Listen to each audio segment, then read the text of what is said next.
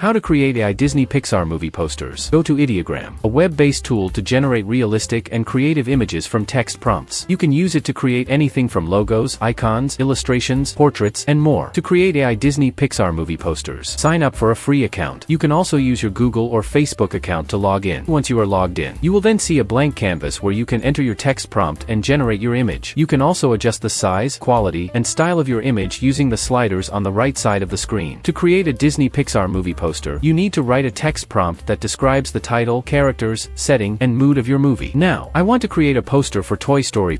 I can write something like this. A poster for Toy Story 4 with Woody, Buzz Lightyear, Bo Peep, Forky, and other toys in an amusement park. The title is in yellow with a red outline and the tagline is, "On the road of life there are old friends, new friends, and stories that change you." After writing your text prompt, click on the Generate button and wait for a few seconds. Ideogram will then show you the 4 images that it created based on your prompt. You can compare them and download the best one.